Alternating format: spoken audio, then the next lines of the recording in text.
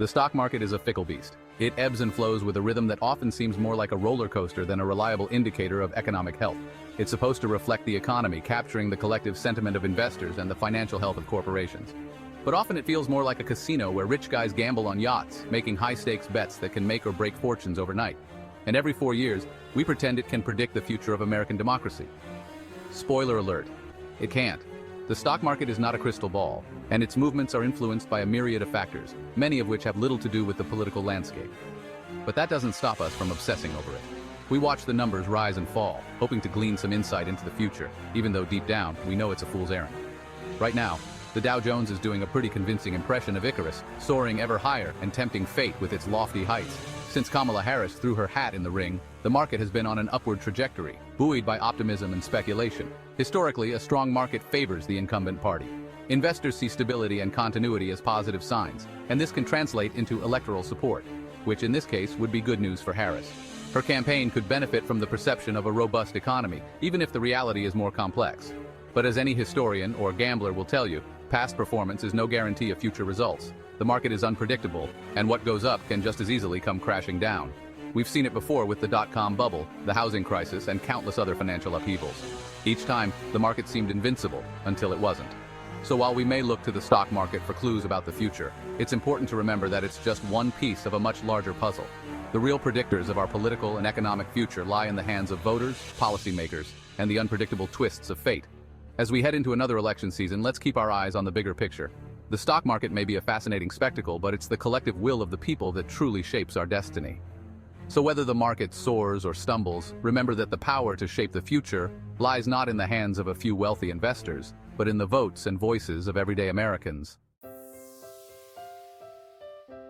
On paper, things look rosy for Harris. The economy, despite a few hiccups, is chugging along, unemployment is low, and corporations are raking in record profits. All signs point to a comfortable victory, right? Well, not so fast. Polls tell a different story. The race between Harris and Donald Trump, yes, him again, is neck and neck. And let's not forget the political climate. It's about as stable as a Jenga tower built on a roller coaster. Which brings us to a crucial question. Can a rising stock market soothe the anxieties of a deeply divided nation? To understand why the stock market isn't always a reliable political compass, we need to crack open the history books, specifically to the years 1968 and 1980. In both cases, incumbent presidents faced re-election bids amidst booming stock markets. And in both cases, they lost, spectacularly. In 1968, Hubert Humphrey, running on Lyndon B. Johnson's legacy, not exactly a winning ticket, watched in dismay as Richard Nixon sailed into the White House. Fast forward to 1980, and Jimmy Carter suffered a similar fate, losing to Ronald Reagan despite a surging Dow. The lesson? Don't bet the farm on Wall Street's wisdom. The parallels between 1968 and 2024 are eerie. Both years saw deep social unrest, a bitterly divided electorate, and a war dragging on with no end in sight. Back then, it was Vietnam. Today, it's the quagmire in insert current geopolitical hotspot. Humphrey, like Harris, faced an uphill battle against a backdrop of violence and disillusionment. The Vietnam War had shattered America's sense of unity, and the assassinations of Martin Luther King Jr. and Robert F. Kennedy cast a long shadow over the election. Sound familiar? Section 5. The Carter Comparison Inflation Nation. If 1968 was about social upheaval, 1980 was about economic anxiety. Inflation was running rampant, gas lines stretched for miles, and Jimmy Carter, despite his best efforts, couldn't shake the image of a president out of his depth. Sound familiar? Like Carter, Harris is grappling with rising prices and a public increasingly worried about the cost of living. The Fed's recent decision to slash interest rates is a desperate attempt to stave off a recession. But will it be enough to convince voters that Harris, not Trump, is the answer to their economic woes? Section 6. Third-party wildcards, Kennedy's shadow looms. To make matters even more unpredictable, there's a new-ish kid on the block. Robert F. Kennedy Jr., riding a wave of anti-establishment anger, is polling surprisingly well. Just like George Wallace did in '68 and John Anderson in '80. Third-party candidates are the wild cards of American politics. They rarely win, but they can spoil the party for everyone else. By siphoning off votes from the two main contenders, they can tip the scales in unexpected ways. And in a race as tight as this one, even a few percentage points could make all the difference. Section 7. The Fed's gamble: can rate cuts save the day? Desperate times call for desperate measures. With the economy teetering on the brink, the Federal Reserve has pulled out its trusty weapon interest rate cuts. The logic is simple. Cheaper borrowing costs should encourage businesses to invest, consumers to spend, and the economy to, well, not crash and burn. It's a gamble that's worked before, but will it work again?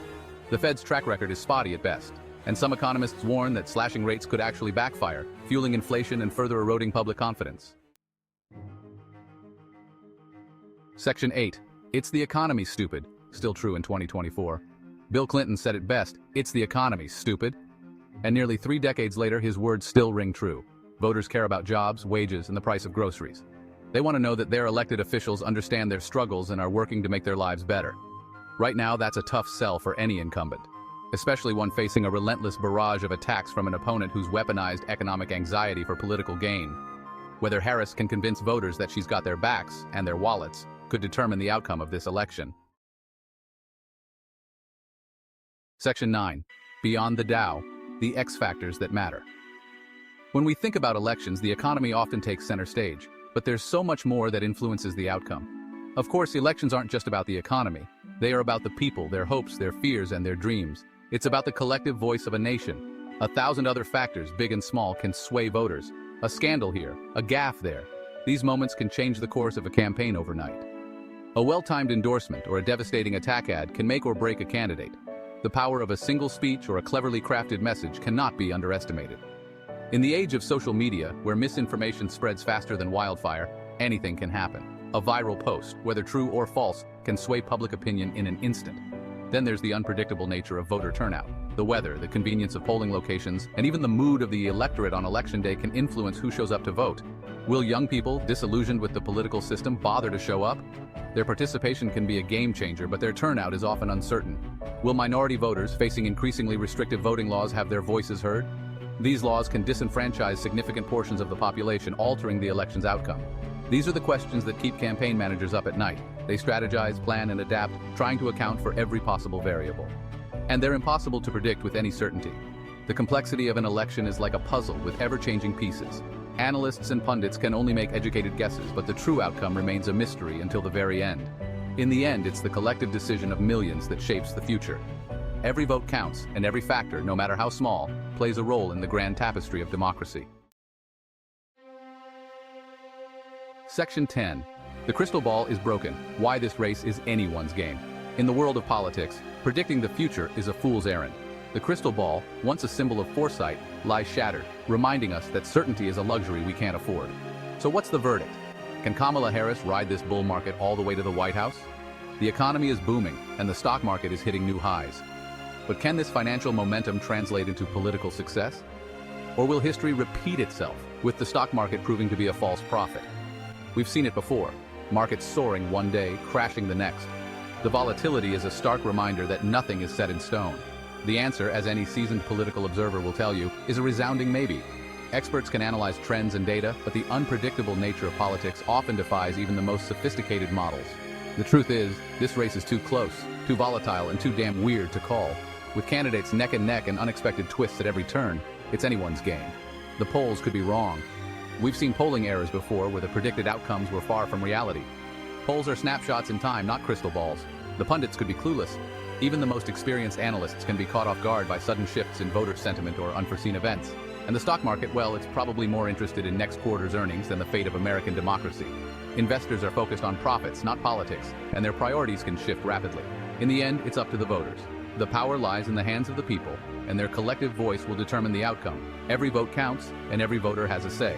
And in this political climate, anything is possible.